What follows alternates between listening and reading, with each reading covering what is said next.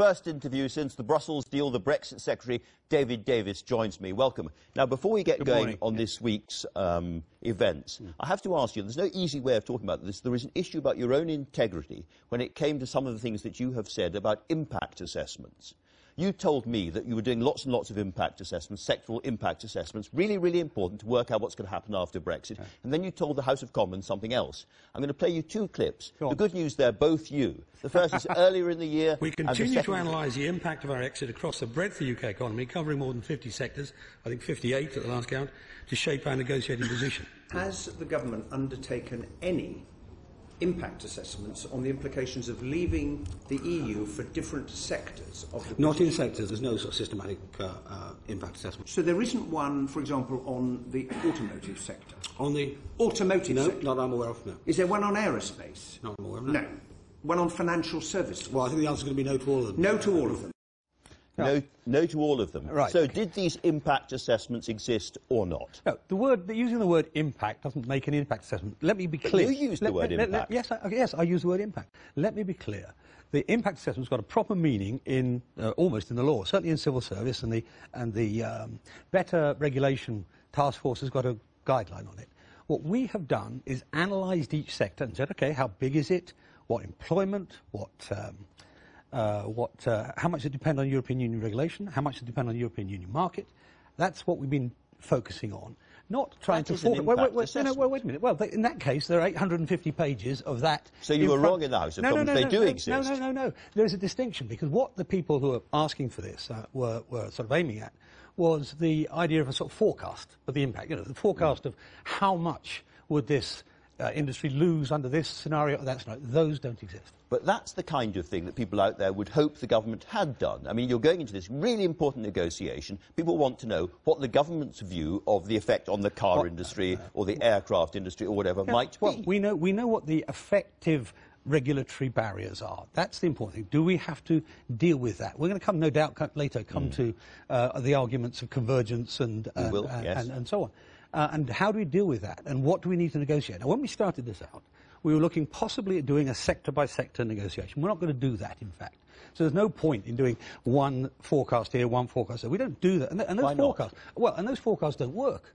I mean, if you look at what people have forecast for the outcome of the Brexit referendum, the Treasury, the Bank of England, all said the market would go down, all said the economy would go down. Okay. What's happened? What's happened? It's actually improved. We've got the best employment we've had in this country ever, lowest unemployment in my lifetime. We're going way off topic. Do you not accept that you gave the impression that these detailed impact assessments were being done, had been done? They were eye-wateringly detailed, they were meticulous, they existed. As a sectoral analysis is not the same as an impact assessment. OK. Here you are talking to the House of Lords Committee just in October. We are conducting a broad range of analysis on the macroeconomic and sectoral level to, quote, understand the impact of leaving the EU on all aspects of the UK, including the agriculture. That is an impact sectoral assessment of the kind you then said didn't exist. If that's what you're describing, that's what they've got. But what they've got is 850 pages of sectoral analysis,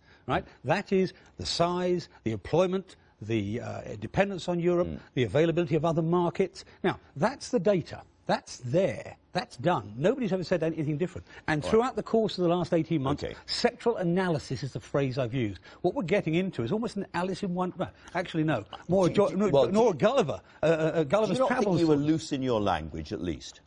I've answered questions on this probably over 1,000 times. And I've used sectoral analysis 999 times out of 1,000. OK, let's turn to another big issue, which is money. How much is it going to cost us, very roughly, to leave the EU? Well, the Treasury's estimate is something like 35, 39 billion, but it's very complex. There are lots of plays in it, you know. I gave you that figure not that long ago, and you rolled your eyes and you shook your head and you laughed and you said, no, absolutely not.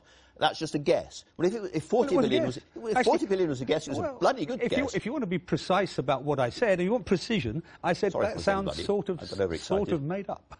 Sort of made up, but it was pretty accurate, wasn't it? And the reason it was sort of made up was because we were at that stage going through the line-by-line analysis. Nobody at that point knew what the outcome would be. We were going through line by line. And you said it earlier. When did you know? Oh, well, I mean, actually about a week or so ago. I mean, it was quite recently because we didn't complete the line-by-line analysis until we went into the final round of negotiations. It's an awful lot of money. Can you point to one occasion on which a government minister ever warned the British public that this is what it was going to cost to leave the EU? Well, I think what you can say is from the beginning, in the Lancaster House speech, and indeed actually, I think maybe even in her conference speech, but certainly the Lancaster House speech, the Prime Minister said, we will meet our international obligations. But no one knew what that meant. Well, because we hadn't calculated the numbers. We hadn't seen their bid. I mean, the opening bid was 100 billion plus. You know, we saw that on the front page of the Financial Times. Sources in Brussels say 100 billion. It's nothing like 100 billion. But it's a lot more than nothing either. Yeah, of course it's not nothing. I mean, you just had... wait a minute, you just had Keir Starmer on here promising, effectively, that a Labour government will continue paying large sums of money. We're not going to do that. That's the promise we did make. Can I just ask you about the money, the sums, because people get very confused. So 40 billion is roughly 4 years of net inputs at the moment. So for 4 years, as it were, we've got 4 years of payments. It won't quite work like that. It won't quite work like that. But at what point in this Parliament do we start to get money back? Or do you think it won't happen in a serious way, this Parliament? Hardly any will come back this Parliament. What will happen, the way it will play, is the first, if we have a 2-year transition period, which is the next piece of negotiation, that will probably carry on pretty much as now. So you might guess 20 billion, but it is a guess. We don't know during those 2 years. Because 2 years. Then we'll be out, and then the rest will be probably in a long tail. But we haven't actually done the profile yet of that. You know, but it'll be a long tail. Maybe go on for many, many years, but quite small sums. OK, let's move on to this week's negotiation. It feels like a year. Feels like a year. This week's negotiation. Now, the crucial question is whether that full convergence quote in paragraph 49, well, it's not full convergence. Full alignment, beg your pardon, in paragraph 49 about the Irish border. With respect, Andrew, it's very important. That's a very important distinction. But, right? OK, I've made no, it's a very important distinction. You were berating me earlier about using words. OK. The very important... I've corrected myself. Full alignment. Full alignment, and it was changed from no divergence. That's the point. And the difference is... So what does full alignment Well, mean? let me just explain. No divergence would have meant actually taking cut-and-paste rules, right?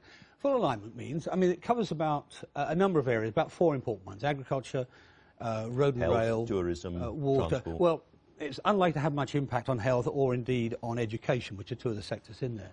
But the ones it does have impact on, we're not looking to create a circumstance where animal welfare is worse in Britain than elsewhere.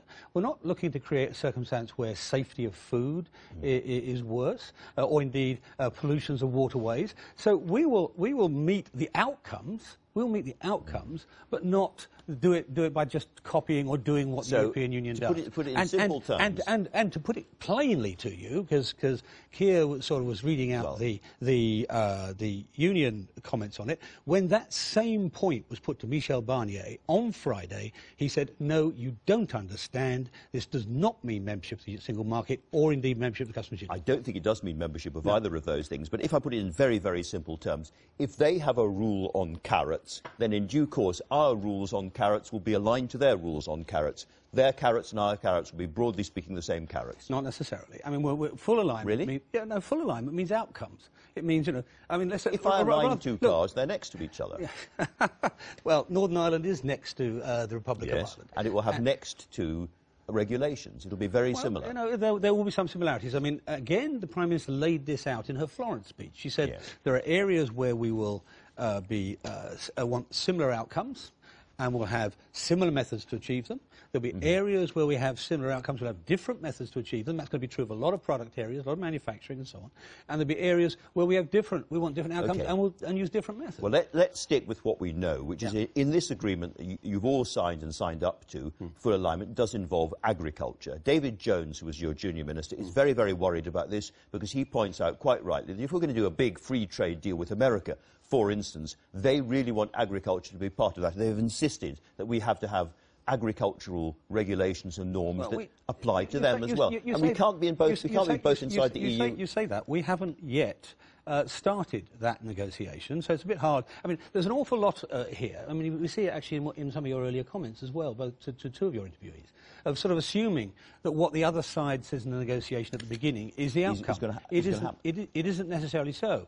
And you can see an example of that this week in the Japan agreement, where there are agricultural dimensions to it. And there's no way that Europe and Japan are going to be on the same agricultural basis. All right, but nonetheless, the US Commerce Secretary, Wilbur Ross, a very important man in the Trump administration, has said that any deal with Brussels to maintain its regulations might hinder development of a closer post-Brexit UK-US relationship, and it was essential that we remove any unnecessary regulatory divergences with the US. Now, that seems to go against the spirit of what you have agreed, looking at Dublin this week. Well, he said maintain their regulations. That's not what we're going to do. We're going to bring back control. That's the phrase used, and the House of Commons will decide. But you're going to be aligned. You're going to be aligned, fully aligned, in fact. If you look at any free trade deal, anywhere in the world, and the easiest one to look at is the Canadian one with Europe.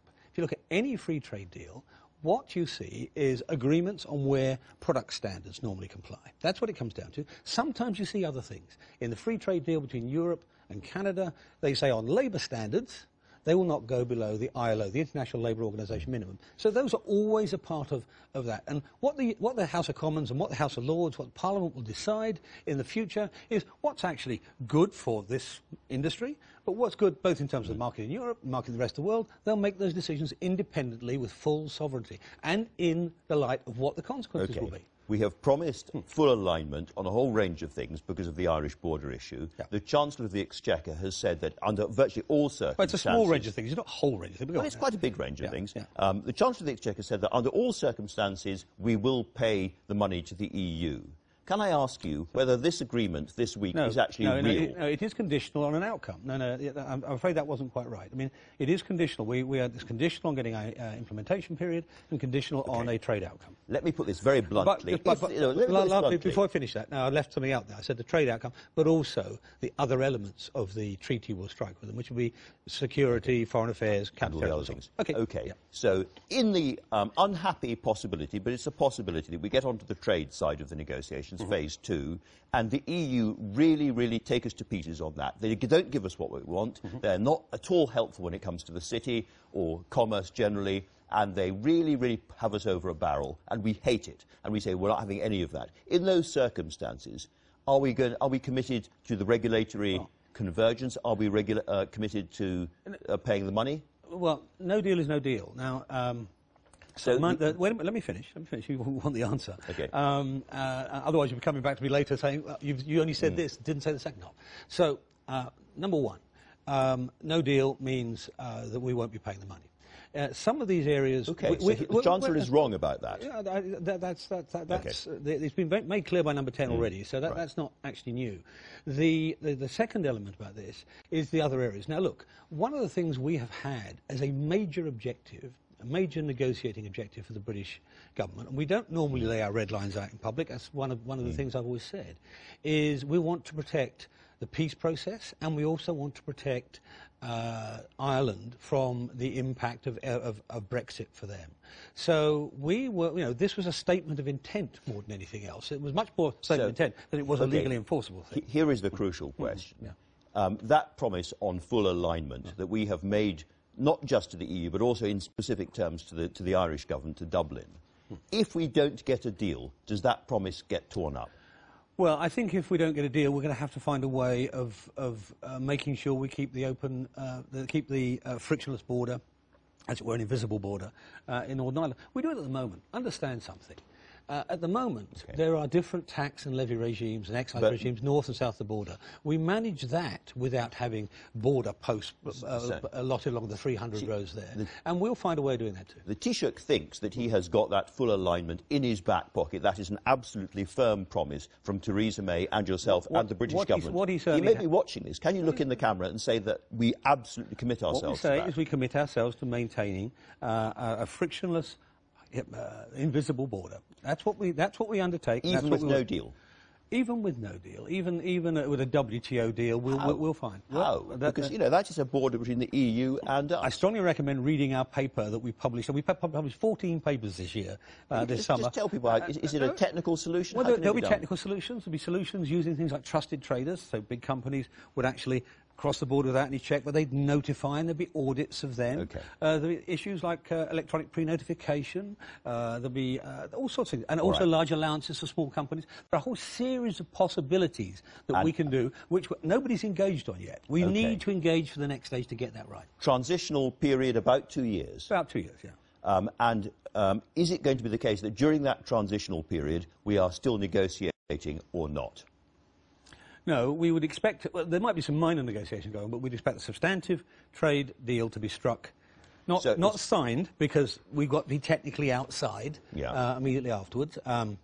But there could be tinkering going on. Right. There'll be maybe tinkering, but the substantive deal must be struck. So in real terms, we now, because there has to be an implementation phase and all that, we have about 8 months to do an incredibly complicated trade deal that took Canada 7 years. Are you really convinced it can all be done in 8 months? It's not that complicated. It comes right back to the alignment point. The first thing is we want an overarching free trade deal, which has no tariffs. All right, so you don't have to negotiate every tariff line, which takes a long time. Secondly, we start in full alignment. We start in complete convergence. So it can be done and so we then work it out from there. Let me push back one more time on this, because this comes to the kind of arrangement we want to have once we have finally left the EU, which the Cabinet is finally going to discuss before Christmas. Can I ask you what your vision of that is?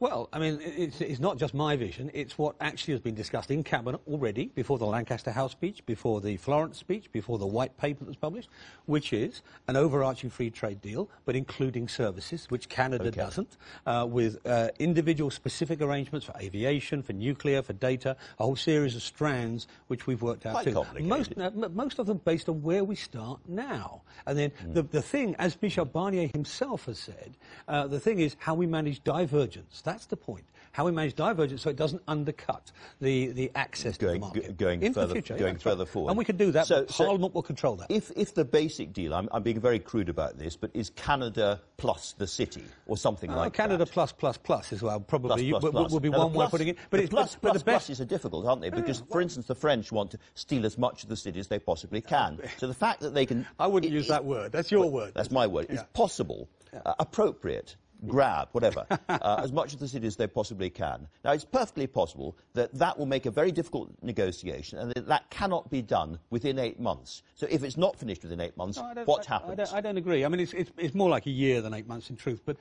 Because bear in mind, we can't sign this until after March, until after we actually leave. Maybe 1 minute after we leave, or 1 second after we leave, but the formal technicalities, we can't do that. But we've got about a year, and that was actually why this week was important. That's because if we got... No, let me finish the point. If we had gone through this week... I've got another this week question. All right, then, and come back into March, then we really would have been compressed, and I would then be sitting here agreeing with you saying it's difficult to do. So the odds, as it were, against a WTO or no-deal outcome have dropped dramatically. That's the meaning of this week. That's right. Let me ask you what Michael Gove meant when he said that this can all be looked at again at the next general election. If we don't like the deal that David Davis has struck, don't worry, we can go to the voters and strike. That wasn't very helpful, was it?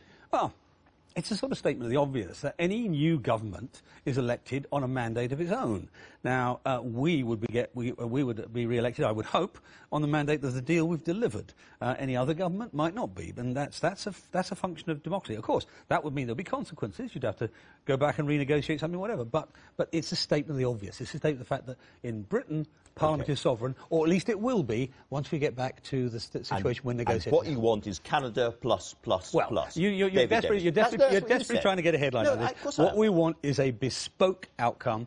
We'll probably start with the best of Canada and the best of Japan and the best of South Korea, and then add to that the bits that's missing, which is the services. Okay. Thank